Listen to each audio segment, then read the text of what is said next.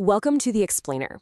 Today we're doing a complete 360-degree, totally impartial deep dive into literally one of the most consequential events in human history, the crucifixion of Jesus of Nazareth. Look, whether you approach this through faith, history, or culture, the impact here is just absolutely undeniable. So we're going to strip back the centuries of assumptions, use a multidisciplinary approach, and look strictly at the source materials to understand exactly how this execution is recorded, debated, and remembered. Okay, let's dive right into this. We're starting at the textual epicenter with the gospel narratives, then looking at the historical evidence, checking out the medical forensics, unpacking the theological significance, and finally exploring some alternative perspectives. Starting things off with Section 1, the Gospel Narratives, which is really the textual epicenter of the whole story. The earliest detailed accounts we have are actually right there in the four canonical Gospels of the New Testament. What's fascinating here is what you might call the Rashomon effect in ancient texts. Different Gospels record completely varying details of the exact same event. For example, Matthew, Mark, and Luke report that a man named Simon of Cyrene was forced to carry the cross. But John, he states Jesus bore it entirely himself. And notice the last words, too. Matthew and Mark record that haunting Aramaic cry, my God, why have you forsaken me?"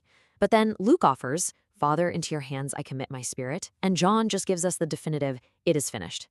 Even the exact wording of the sign placed above him varies across the texts. It really shows how each author emphasized different details for their specific theological audiences. Now let's see how this builds chronologically. The Gospel of Mark gives us a highly structured timeline based on the hours of the Jewish day. So the crucifixion kicks off at the 3rd hour, which is roughly 9 a.m. By the 6th hour, around noon, an extraordinary darkness reportedly covers the land. And finally, at the 9th hour, or 3 p.m., Jesus cries out and dies. It's a precise, hour-by-hour countdown that creates a really vivid framework for the event. Moving outward from the biblical texts, we hit Section 2, the historical evidence. Let's look at what secular, non-Christian records actually reveal. This next piece of the puzzle is absolutely pivotal. Writing around the year 116, Tacitus, who's widely considered one of the greatest Roman historians, noted that Christus suffered the extreme penalty during the reign of Tiberius at the hands of one of our procurators, Pontius Pilatus. Guys, this is massive. It's an independent and actually somewhat hostile Roman source firmly corroborating the core historical facts, the time, the place, and the executioner. And this brilliantly illustrates the Jewish historical perspective from that exact same era. Flavius Josephus, writing his Antiquities of the Jews around the year 93, stated, "And when Pilate, at the suggestion of the principal men amongst us, had condemned him to the cross." Now, while scholars do debate some later Christian tweaks to Josephus's broader work, there's broad consensus that this core reference to a crucifixion ordered by Pilate is completely authentic. So, what does this all mean? Well, it points to a massive historical consensus. We have Christian texts, Roman records, and Jewish history. When you build this rapid, undeniable wall of evidence, the result is that modern historians, literally regardless of their personal theological disagreements, nearly universally accept the historicity of Jesus' crucifixion. Using the criteria of multiple attestation, it's considered one of the most certain historical facts of antiquity. Okay, shifting gears now to a much more clinical lens for Section 3, the medical forensics. We're strictly looking at the anatomy of a Roman execution, which leads us right into a blunt, somewhat grim, but historically fascinating medical mystery. How did he actually die? I mean, when a human body is subjected to the brutal machinery of the Roman cross, what is the ultimate physical cause of death? Over the years, modern physicians and forensic pathologists have proposed quite a few competing clinical theories. We're talking cardiovascular collapse, hypovolemic shock, exhaustion asphyxia, where the victim basically just lacks the muscular strength to draw breath while suspended, all the way to the older 19th century theory of a ruptured heart. Roman crucifixion was specifically designed to be a protracted, agonizing process.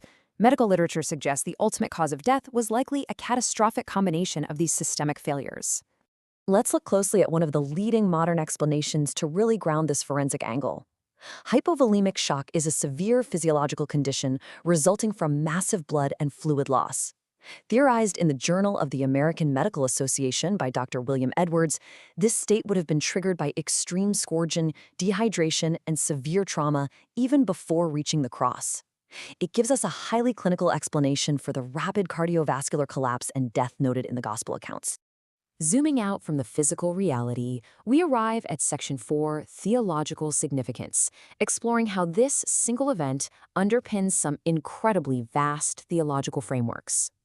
It's genuinely fascinating how one historical event birthed such complex yet differing theological views within Christianity itself. On one hand, you have substitutionary atonement. This is the view typically held by evangelical Protestants, positing that Jesus acted as a substitute, willingly sacrificing himself to satisfy divine justice for human sin. But on the other hand, we have the moral influence theory, often embraced by liberal Protestants. This views his death less as a penal substitute and more as a profound martyrdom, an inspiring demonstration of God's love meant to trigger a moral change in humanity. Same event, wildly different interpretations of salvation. Finally, let's transition to our widest lens yet with Section 5, Alternative Perspectives. We're looking at global myths and alternative viewpoints that challenge the traditional narrative entirely. It is absolutely wild to see the geographical spread of these alternative ideas as they evolved over the centuries. We're talking Islamic traditions originating in Arabia, ancient Gnostic manuscripts found hidden in the Egyptian sands, the dualistic bogomilism of the medieval Balkans, and incredibly local village legends in Japan. This just brilliantly illustrates how the narrative morphed and adapted as it encountered different cultures across the globe. So let's look at one of the most prominent of these perspectives, the Islamic view. Based on the text of the Quran, specifically verses 4:157 and 158, Islamic tradition categorically maintains that Jesus was never physically crucified. Instead, the text states it was made to appear to them so. Historically, this has been interpreted to mean that God miraculously transformed another person, often thought to be a substitute like Simon of Cyrene or Judas, to look exactly like Jesus and take his place on the cross, while Jesus himself was raised up to heaven. And let's move to a completely unexpected corner of the world for a second, just to show how far this goes. In Shingo Village, Japan, a local sect claims that Jesus didn't die on Golgotha at all. This bizarre local legend asserts that his younger brother, Isakuri, actually took his place on the cross. Meanwhile, Jesus supposedly fled across Siberia, settled in northern Japan, became a rice farmer, married, and lived to the ripe old age of 106. There's even a local museum dedicated to this.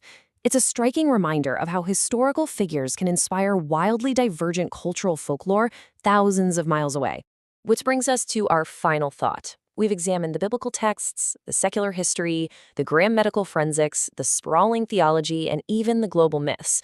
But regardless of your personal belief, regardless of whether you view this as a divine atonement, a tragic Roman execution, or the genesis of global folklore, what is the true scale of this single event's impact on human history? The sheer, inescapable legacy of a crucifixion from 2,000 years ago is just staggering to think about.